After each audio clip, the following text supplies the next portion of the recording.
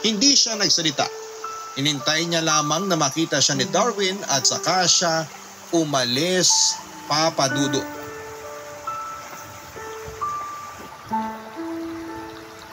Misha, sandali.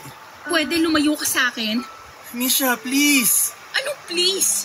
Pakinggan mo muna ako. Ano bang papakinggan ko? Kitang-kita ng mata ko. Nagkakamali ka. Ako? Ako ang mali. Kasi bakit ka sumunod dito?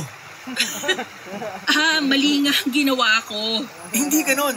Ibig kong sabihin... Ano? Wala kang masabi? Kasi naman nabigla ako. Ay, sorry. Dapat pala na ipaalam ko sa'yo para alam mo at hindi ka nabigla.